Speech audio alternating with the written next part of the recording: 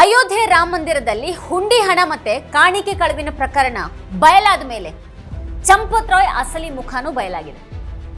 ವಿಎಚ್ಪಿಯ ವಿಶ್ವಾಸಾರ್ಹ ಸಂಘಟಕ ಈಗ ಅತ್ಯಂತ ವಿವಾದಾತ್ಮಕ ವ್ಯಕ್ತಿಯಾಗಿ ನಿಂತ್ಕೊಂಡಿದ್ದಾರೆ. ಇವತ್ತು ಒಂದು ಕಾಲದಲ್ಲಿ ವಿಎಚ್ಪಿ ನಾಯಕರೊಬ್ಬರ ಫೈಲ್ ಮ್ಯಾನೇಜರ್ ಆಗಿದ್ದಂತಹ ವ್ಯಕ್ತಿ ಕಡೆಗೆ ಸ್ವತಃ ನಾಯಕನಾಗಿದ್ದು, ಅದಕ್ಕೆ ಅವ್ರ ಜಾತಿ ಕೂಡ ಕಾರಣ ಆಗಿದ್ದು ಇಂಟ್ರೆಸ್ಟಿಂಗ್ ಕಥೆ ಇದು.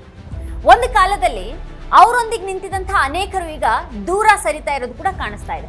1990ರ ರಥಯಾತ್ರೆ ಹೊತ್ತಿನಲ್ಲಿ ಲಾಲು ಯಾದವ್ ಅವರ ಸರ್ಕಾರ ಅಡ್ವಾಣಿ ಅವರನ್ನ ಅರೆಸ್ಟ್ ಮಾಡಿದಾಗ ಅಯೋಧ್ಯೆಗೆ ನುಸುಳಿ ಶಿಲಾಪೂಜೆ ಮಾಡಿದವರು ವಿಎಚ್ಪಿಯ ಆಗಿನ ಪ್ರಧಾನ ಕಾರ್ಯದರ್ಶಿ ಅಶೋಕ್ ಸಿಂಘಾಲ್. ಆಗ ಸಿಂಘಾಲ್ ಪಕ್ಕ ನಿಂತಿದ್ದವರು ಯುವ ವಿಎಚ್ಪಿ ಕಾರ್ಯಕರ್ತ ಚಂಪತ್ ರಾಯ್. ಸಿಂಘಾಲ್ ಅವರ ಹಾಗೇನೆ ರಾಯ್ ಕೂಡ ಬನಿಯಾಗಿದ್ದು, ಈ ಗುರುತು ಅವರನ್ನ ಆಮೇಲೆ ಬೆಳೆಸ್ತು ಅಂತ ಹೇಳಲಾಗುತ್ತೆ. ಸಂಘಟನೆಯೊಳಗೆ ಆ ರೀತಿ ಬೆಳೆದಂತಹ ಚಂಪತ್ ರಾಯ್ ಕಡೆಗೆ ಶ್ರೀರಾಮ ಜನ್ಮಭೂಮಿ ತೀರ್ಥಕ್ಷೇತ್ರ ಟ್ರಸ್ಟ್ನ ಪ್ರಧಾನ ಕಾರ್ಯದರ್ಶಿ ಆಗ್ಬಿಟ್ರು. ಈಗ ರಾಮ ಮಂದಿರ ದೇಣಿಗೆಗಳ ದುರುಪಯೋಗದ ಆರೋಪ ಅವರನ್ನ ಸುತ್ತಕೊಂಡಿದೆ. ಅವರನ್ನ ಕೂಡ ಎಸ್ಐಟಿ ಈ ವಾರ ಪ್ರಶ್ನೆ ಮಾಡಿದೆ. ಆದ್ರೆ ರಾಯ್ ಈ ದುರುಪಯೋಗದಲ್ಲಿ ತಮ್ಮ ಪಾತ್ರ ಇಲ್ಲ ಅಂತ ನಿರಾಕರಿಸಿದ್ದಾರೆ. ಅದಕ್ಕಿಂತಲೂ ಹೆಚ್ಚಾಗಿ ಆರೋಪ ಕೇಳಿ ಬಂದ ಹಲವು ದಿನಗಳ ನಂತರ ಅವ್ರು ನೀಡಿದಂತಹ ರಾಜೀನಾಮೆಯನ್ನ ಇನ್ನೂ ಕೂಡ ಅಂಗೀಕರಿಸಲಾಗಿಲ್ಲ. ಚಂಪತ್ ರಾಯ್ ಬೆಳೆದ ರೀತಿ ಮತ್ತೆ ಈಗ ವಿವಾದದ ಕೇಂದ್ರದಲ್ಲಿರೋದ್ರ ಬಗ್ಗೆ ನ್ಯೂಸ್ ಲಾಂಡ್ರಿ ವಿವರವಾದ ವರದಿಯನ್ನ ಪ್ರಕಟಿಸಿದೆ. ಟ್ರಸ್ಟ್ ಪ್ರಧಾನ ಕಾರ್ಯದರ್ಶಿ ಆದ ನಂತರ ಅವ್ರ ಸಂಪತ್ತು ತೀವ್ರವಾಗಿ ಹೆಚ್ಚಾಗಿದೆ, ಮತ್ತೆ ಆರಂಭದಿಂದನೂ ಅವ್ರ ಆರೋಪಗಳನ್ನ ನಿರಾಕರಿಸ್ತಾನೆ ಬಂದಿದ್ದಾರೆ ಅನ್ನೋದನ್ನ ಈ ಒಂದು ವರದಿ ಗಮನಿಸಿದೆ. ಅಸ್ಪಷ್ಟ ಭೂ ವ್ಯವಹಾರಗಳು, ನಿರ್ಮಾಣ ಸಾಮಗ್ರಿಗಳ ಖರೀದಿಯಲ್ಲಿನ ಅಕ್ರಮ ಮತ್ತೆ ಈಗ ದೇಣಿಗೆ ದುರುಪಯೋಗ, ಈ ಎಲ್ಲದರ ಕುರಿತು ಆರೋಪಗಳನ್ನ ಅವ್ರು ನಿರಾಯಾಸವಾಗಿ ತಳ್ಳಿ ಹಾಕ್ತಾನೆ ಬಂದಿದ್ದಾರೆ. ರಾಮ ಮಂದಿರ ಚಳವಳಿಯ ಸಮಯದಲ್ಲಿ ಕೇವಲ ದಂಗೆಕೋರನ ಹಾಗೆ ಕಾಣಿಸ್ಕೊಂಡಂತಹ ವ್ಯಕ್ತಿಯನ್ನ ಟ್ರಸ್ಟ್ನ ಪ್ರಧಾನ ಕಾರ್ಯದರ್ಶಿಯನ್ನಾಗಿ ಮಾಡಲಾಯಿತು ಅನ್ನೋದು ರಾಮ ಜನ್ಮಭೂಮಿ ಚಳವಳಿಯ ಉತ್ತುಂಗದ ಸಮಯವನ್ನ ಕಂಡಂತಹ ವೀರೇಂದ್ರ ಕುಮಾರ್ ಪಾಂಡೆ ಅಂತವರ ಆಕ್ಷೇಪ ಆಗಿದೆ. ಜೈಲಿಗೆ ಹೋಗಿ ವರ್ಷಗಳ ಕಾಲ ಮೊಕದ್ದಮೆ ಹೂಡಿದವರನ್ನ ಎಲ್ಲರೂ ಮರೆತು ಬಿಟ್ರು ಅಂತ ಪಾಂಡೆ ಅವರು ಹೇಳ್ತಾರೆ. ಬಜರಂಗ್ ದಳ ಸಂಸ್ಥಾಪಕ ವಿನಯ್ ಕಟಿಯಾರ್ ಅವರಿಗೆ ಅನ್ಯಾಯ ಮಾಡಲಾಯಿತು ಅನ್ನೋದು ಅವ್ರ ಮಾತಿನ ಅರ್ಥ. ಚಂಪತ್ ರಾಯ್ ಬಗ್ಗೆ ಇದು ಒಬ್ಬ ಪಾಂಡೆ ಅವರ ಆಕ್ಷೇಪ ಅಲ್ಲ. ಅಯೋಧ್ಯೆಯಲ್ಲಿ ವಿಎಚ್ಪಿ ವ್ಯವಹಾರಗಳನ್ನು ದೀರ್ಘವಾಗಿ ನಿರ್ವಹಿಸಿದಂತಹ ಕರ್ಪತ್ರಿ ಮಹಾರಾಜ್ ಕೂಡ ಅಂಥದ್ದೇ ತಕರಾರನ್ನ ತೆಗಿತಾರೆ. ಮೋದಿಯನ್ನ ವಿಷ್ಣುವಿನ ಅವತಾರ ಅಂತ ಕರೆಯುವಂತಹ ವ್ಯಕ್ತಿ ಯಾವ ರೀತಿಯ ರಾಮ ಭಕ್ತ ಆಗಬಹುದು ಅಂತ ಅವ್ರು ಕೇಳ್ತಾರೆ. ಚಂಪತ್ ರಾಯ್ ಅವರನ್ನ ಸಿಂಘಾಲ್ ಮುಂದೆ ತಂದ್ರು. ಸಿಂಘಾಲ್ ಅವರ ಫೈಲ್ಗಳನ್ನ ಹಿಡಿದು ಓಡಾಡ್ತಾ ಇದ್ದಂತಹ ವ್ಯಕ್ತಿಗೆ ಜಾತಿಯ ಆಧಾರದ ಮೇಲೆ ಬಡ್ತಿ ಸಿಕ್ತು ಅಂತ ಮಹಾರಾಜ್ ಹೇಳ್ತಾರೆ. ಚಂಪತ್ ರಾಯ್ ದೊಡ್ಡ ಕಳಂಕವನ್ನ ತಂದಿಟ್ಟಿದ್ದಾರೆ. ಅವ್ರ ದುರಾಸೆ ರಾಮ್ಲಲ್ಲ ಹೆಸರಿಗೂ ಕೂಡ ಇವತ್ತು ಕಳಂಕ ತಂದಿದೆ. ದೊಡ್ಡ ಸ್ಥಾನದಲ್ಲಿರೋರ ವಿರುದ್ಧ ಕ್ರಮ ಕೈಗೊಳ್ಳುವವರೆಗೆ ನಂಬಿಕೆ ಮರಳಲಾರದು ಅನ್ನೋದು ಅಯೋಧ್ಯೆಯಲ್ಲಿನ ಆಶ್ರಮದ ಪ್ರಧಾನ ಅರ್ಚಕರೊಬ್ಬರ ಮಾತಿದು. ರಾಮ ಜನ್ಮಭೂಮಿ ಚಳವಳಿಯ ಹೊತ್ತಿನಲ್ಲಿ ಫೈಲ್ಗಳನ್ನ ಹೈಕೋರ್ಟ್ ಮತ್ತೆ ಸುಪ್ರೀಂ ಕೋರ್ಟ್ಗೆ ಕೊಂಡೊಯ್ತಾ ಇದ್ದದ್ದು ಬಿಟ್ರೆ ಚಂಪತ್ ರಾಯ್ಗೆ ಬೇರೆ ಇನ್ನೇನೂ ಮಹತ್ವ ಇರಲಿಲ್ಲ ಅಂತ ಅವತ್ತಿನ ದಿನಗಳ ಬಗ್ಗೆ ವರದಿ ಮಾಡ್ತಾ ಇದ್ದಂತ ಪತ್ರಕರ್ತರೊಬ್ಬರು ಹೇಳಿರೋದನ್ನ ಆ ಒಂದು ವರದಿ ಉಲ್ಲೇಖ ಮಾಡಿದೆ. ಆದ್ರೆ ಇದಕ್ಕೆ ಪೂರ್ತಿ ವಿರುದ್ಧವಾಗಿ ಚಂಪತ್ ರಾಯ್ ಅವರನ್ನ ಹಾಡಿ ಹೊಗಳವರು ಕೂಡ ಇದ್ದಾರೆ. ಚಂಪತ್ ರಾಯ್ ಸಂಘಟನೆಯನ್ನ ಬಲಪಡಿಸಿದ್ದಾರೆ. ಅವರೆದ್ರು ವಿನಯ್ ಕಾಟಿಯಾರ್ ಥರದವ್ರು ಏನಂದ್ರೆ ಏನು ಅಲ್ಲ, ಅವರು ಸಂತರಿಗಿಂತಾನು ಮೇಲಿದ್ದಾರೆ ಅಂತ ಕೆಲವರು ಹೇಳ್ತಾರೆ. ಪಶ್ಚಿಮ ಯುಪಿಯ ಬಿಜ್ನೋರ್ನವರಾದ ಚಂಪತ್ ರಾಯ್ 1981ರಲ್ಲಿ ಪೂರ್ಣಾವಧಿಗೆ RSS ಸೇರೋ ಮೊದಲು ಅಂದ್ರೆ 12 ವರ್ಷಗಳ ಕಾಲ ಭೌತಶಾಸ್ತ್ರವನ್ನ ಕಲಿಸಿದ್ರು ಅಂತ ಹೇಳಾಗುತ್ತೆ. ಅದಕ್ಕೂ ಮೊದಲು ಅವರು ಅಂದ್ರೆ 1975ರ ತುರ್ತು ಪರಿಸ್ಥಿತಿಯ ಸಂದರ್ಭದಲ್ಲಿ ಜೈಲಿನಲ್ಲಿದ್ರು ಅಂತೆಲ್ಲ ಹೇಳಾಗತ್ತೆ. ರಾಮ ಮಂದಿರ ಚಳವಳಿ ಉತ್ತುಂಗಕ್ಕೆ ಏರ್ತಾ ಇದ್ದಾಗ 1986ರಲ್ಲಿ ಅವರನ್ನ ಆಗ್ರಾದಲ್ಲಿನ ವಿಎಚ್ಪಿ ಪಶ್ಚಿಮ ಯುಪಿಯ ಪ್ರಾದೇಶಿಕ ಸಂಘಟನಾ ಕಾರ್ಯದರ್ಶಿಯನ್ನಾಗಿ ಮಾಡಲಾಯಿತು. 1991ರಲ್ಲಿ ಅಯೋಧ್ಯೆಗೆ ಕಳಿಸಲಾಯಿತು. ಮತ್ತೆ ಡಿಸೆಂಬರ್ 2011ರಲ್ಲಿ ವಿಎಚ್ಪಿ ಪ್ರಧಾನ ಕಾರ್ಯದರ್ಶಿಯಾಗಿ ಮತ್ತೆ ಏಪ್ರಿಲ್ 2018ರಲ್ಲಿ ಉಪಾಧ್ಯಕ್ಷರಾಗಿ ಅವರು ನೇಮಕಗೊಂಡ್ರು. ಚಂಪತ್ ರಾಯ್ ಪ್ರವೀಣ್ ತೊಗಾಡಿಯಾ ವಿರೋಧಿ ಬಣದಲ್ಲಿದ್ರು ಅಂತ ಹೇಳಲಾಗುತ್ತೆ. ಅದಾದ ನಂತರದ ದಿನಗಳಲ್ಲಿ ತೊಗಾಡಿಯಾ ಸಾರ್ವಜನಿಕ ಜೀವನದಿಂದಾನೇ ಮರೆಯಾದ್ರು. ಮತ್ತೆ ತಾವು ಮೂಲೆ ಗುಂಪಾಗೋದಿಕ್ಕೆ ಚಂಪತ್ ರಾಯ್ ಕಾರಣ ಅಂತ ತೊಗಾಡಿಯಾ ಅವರು ಹೇಳ್ತಾರೆ. ಬಜರಂಗದಳ ಸ್ಥಾಪಕ ಮತ್ತೆ ಚಳುವಳಿಯ ಪ್ರಮುಖರಲ್ಲೊಬ್ಬರಾಗಿದ್ದಂತಹ ವಿನಯ್ ಕಟಿಯಾರ್ ಕೂಡ ರಾಯ್ ಜೊತೆಗೆ ಬಹಿರಂಗವಾಗಿನೇ ಭಿನ್ನಮತವನ್ನ ಹೊಂದಿದ್ರು ಅಂತ ಹೇಳಲಾಗುತ್ತೆ. ಈಗ ಚಂಪತ್ ರಾಯ್ ಅವರನ್ನ ರಾಮ ಮಂದಿರ ದೇಣಿಗೆ ದುರುಪಯೋಗದ ಆರೋಪ ಸುತ್ತಕೊಂಡಿದೆ. ಆದ್ರೆ ಅಲ್ಲಿನ ಈ ಅಕ್ರಮದ ಬಗ್ಗೆ ಪ್ರಶ್ನೆಗಳು ಕಾಡ್ತಾ ಇರೋದು ಇದೇ ಮೊದಲೇನೂ ಅಲ್ಲ.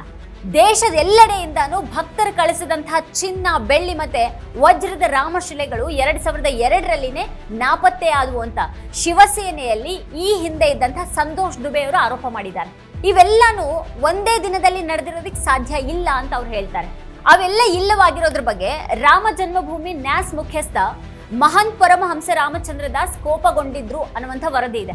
ಪೊಲೀಸ್ ಪ್ರಕರಣವನ್ನ ದಾಖಲಿಸುವಂತ ಯತ್ನಗಳು ನಡೆದ್ರು ಕಡೆಗೆ ಅವು ಯಾವುದೂ ಕೂಡ ಆಗ್ಲಿಲ್ಲ ಅಂತ ದುಬೆ ಹೇಳ್ತಾರೆ. ರಾಮಚಂದ್ರ ದಾಸ್ ವರ್ಷಗಳ ಹಿಂದೆನೆ ರಾಯ್ ಬಗ್ಗೆ ಅನುಮಾನವನ್ನ ವ್ಯಕ್ತಪಡಿಸಿದ್ರು ಅಂತ ಕರ್ಪತ್ರಿ ಮಹಾರಾಜ್ ಅವರು ಹೇಳ್ತಾರೆ. ಇಷ್ಟರ ಹೊರತಾಗಿನೂ ರಾಮ ಮಂದಿರ ಚಳವಳಿಯ ಸಮಯದಲ್ಲಿ ಬಂದಂತಹ ದೇಣಿಗೆಗಳ ಬಗ್ಗೆ VHP ಯಾವತ್ತಿಗೂ ಒಂದು ಲೆಕ್ಕ ನೀಡಲಿಲ್ಲ ಅಂತ ಕೂಡ ಅದೇ VHP ವ್ಯಕ್ತಿ ಹೇಳ್ತಾರೆ. ಇವೆಲ್ಲಾನು ನಿಜಾನೋ ಅಥವಾ ಸುಳ್ಳೋ ಗೊತ್ತಿಲ್ಲ, ಆದ್ರೆ ಒಳಗಿನವರೇನೆ ಈಗ ರಾಯ್ ಬಗ್ಗೆ ಇದನ್ನೆಲ್ಲ ಹೇಳ್ತಾ ಇದ್ದಾರೆ ಅನ್ನೋದು ಇಲ್ಲಿ ಗಮನಾರ್ಹ. ಟ್ರಸ್ಟ್ ಹಲವಾರು ವ್ಯಕ್ತಿಗಳನ್ನ ಹೊಂದಿದ್ರು ಕೂಡ ಟ್ರಸ್ಟ್ ಅನ್ನ ನಡೆಸ್ತಾ ಇದ್ದವರು ಇಬ್ಬರು ಮಾತ್ರನೇ. ಒಬ್ರು ಚಂಪತ್ ರಾಯ್ ಮತ್ತು ಇನ್ನೊಬ್ರು ಅನಿಲ್ ಮಿಶ್ರಾ ಅಂತ.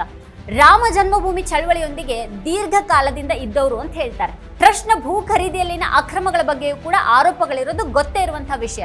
ಅಯೋಧ್ಯೆಯ ಬಿಜೆಪಿ ನಾಯಕರೊಬ್ಬರ ಸೋದರಳಿಯ ದೀಪ್ ನಾರಾಯಣನ್ ಅವರು ಅನಿಲ್ ಮಿಶ್ರಾರನ್ನ ಸಾಕ್ಷಿಯಾಗಿಟ್ಕೊಂಡೇನೆ 20 ಲಕ್ಷ ರೂಪಾಯಿಗೆ ಒಂದು ಪ್ಲಾಟ್ ಅನ್ನ ಖರೀದಿ ಮಾಡಿದ್ರು.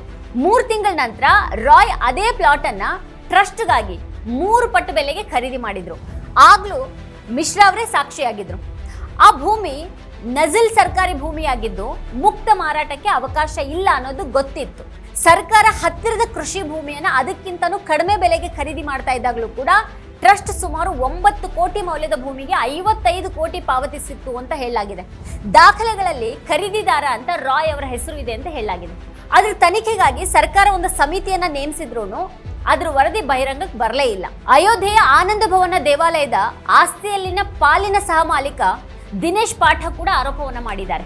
ಅಂದ್ರೆ ಅವ್ರ ಪ್ರಕಾರ ಮಾರಾಟಕ್ಕೆ ಆಕ್ಷೇಪವನ್ನ ವ್ಯಕ್ತಪಡಿಸಿ ಟ್ರಸ್ಟ್ಗೆ ಒಂದು ಇಮೇಲ್ ಮಾಡಿದ್ರು ಟ್ರಸ್ಟ್ ಖರೀದಿ ಪ್ರಕ್ರಿಯೆ ಮುಂದುವರೆಸ್ತು. ಮತ್ತೆ ಈಗ ಭೂಮಿಯನ್ನ ಸ್ವಾಧೀನಪಡಿಸಿಕೊಂಡಿದೆ. ರಾಮ್ ನಿವಾಸ್ ದೇವಾಲಯದ ಜಾಗದ ಮಾಲೀಕರು ಅಂತ ಹೇಳಲಾಗುವಂತಹ ಹರಿಶಂಕರ್ ಸಫ್ರಿವಾಲಾ ಕೂಡ ಟ್ರಸ್ಟ್ ತನ್ನನ್ನ ಕಡೆಗಣಿಸಿ ಪುರೋಹಿತರ ಮೂಲಕ ವರ್ಗಾಯಿಸಿದೆ ಅಂತ ಆರೋಪ ಮಾಡಿದ್ದಾರೆ. ಭೂಮಿಯನ್ನ ಅದರ ಹೆಸರಿಗೆ ವರ್ಗಾಯಿಸೋದಕ್ಕೆ ಟ್ರಸ್ಟ್ ಬಲ ಪ್ರಯೋಗವನ್ನ ಮಾಡ್ತು ಅಂತ ಹೇಳಲಾಗಿದೆ.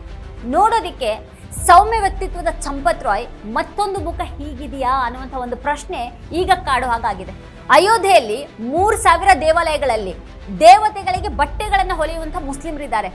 ನನ್ನ ಎಲ್ಲಾ ಬಟ್ಟೆಗಳನ್ನ ಮುಸ್ಲಿಮರೇ ಹೊಲಿತಾರೆ ಅಂತ ಒಮ್ಮೆ ಚಂಪತ್ ರಾಯ್ ಹೇಳಿದ್ರೆ ಉಲ್ಲೇಖ ಇದೆ. ಈ ದೇಶವನ್ನ ಹಿಂದೂ ಮುಸ್ಲಿಂ ಅಂತ ರಕ್ತ ಸಿಕ್ತಗೊಳಿಸಿದ ಮತ್ತೆ ಅದರ ಧಾರ್ಮಿಕ ದೋಷಗಳನ್ನ ಮೊದಲಿಗಿಂತ ಆಳವಾಗಿಸಿದಂತಹ ಚಳುವಳಿಯ ವ್ಯಕ್ತಿ ಆಡುವಂಥ ಈ ಮಾತು ಬಹಳ ವಿಚಿತ್ರವಾಗಿದೆ. ಆದ್ರೆ ಅಸಲಿಯತೆ ಏನನ್ನೋದು ಅಲ್ಲಿ ಅವರಿಗೆ ಗೊತ್ತಿದೆ. ಚಂಪತ್ ರಾಯ್ ಒಬ್ಬ RSS ವ್ಯಕ್ತಿ. ಅಲ್ಲಿರುವಂತಹ ಎಲ್ಲಾ ದೇವಾಲಯಗಳನ್ನ RSS ಜನರೇ ನಡೆಸ್ತಾರೆ. ಅವರು ಲೂಟಿ ಮಾಡ್ತಾ ಇದ್ದಾರೆ. ಕಳ್ಳನೊಬ್ಬ ತನ್ನ ಪಾಪಗಳಿಗೆ ಪ್ರಾಯಶ್ಚಿತ ಅಂತ ದಾನ ಮಾಡಿದ್ದನ್ನು ಕೂಡ ಈ ಜನ ಕದ್ದಿದ್ದಾರೆ ಅಂತ ಹನುಮಾನ್ ಗಡಿಯ ಮಹಾಂತ ಧರ್ಮದಾಸ್ ಅವರಂತವ್ರು ಹೇಳ್ತಾರೆ. ಈಗ ಚಂಪತ್ ರಾಯ್ ಮತ್ತೆ ಅನಿಲ್ ಮಿಶ್ರಾ ಇಬ್ರು ಕೂಡ ಟ್ರಸ್ಟ್ಗೆ ರಾಜೀನಾಮೆಯನ್ನ ನೀಡಿದ್ದಾರೆ.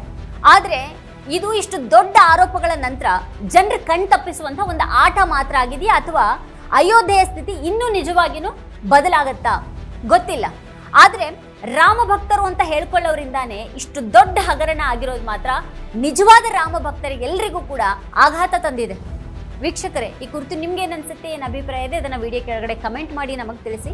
ಇದೇ ಹೊತ್ತಿನ ಸ್ಪೆಷಲ್ ನೋಡ್ತಾ ಇರಿ ವಾರ್ತಾಭಾರತಿ. ನೀವಿನ್ನೂ ವಾರ್ತಾಭಾರತಿ ಯೂಟ್ಯೂಬ್ ಚಾನೆಲ್ ಅನ್ನ ಸಬ್ಸ್ಕ್ರೈಬ್ ಮಾಡಿಲ್ಲ ಅಂತ ಅಂದ್ರೆ ಈ ಕೂಡಲೇ ಸಬ್ಸ್ಕ್ರೈಬ್ ಮಾಡಿ, ಹಾಗೆ ಪಕ್ಕದಲ್ಲಿರುವಂತಹ ಬೆಲ್ ಐಕಾನ್ ಪ್ರೆಸ್ ಮಾಡಿ ನಮ್ಮನ್ನ ಪ್ರೋತ್ಸಾಹಿಸಿ.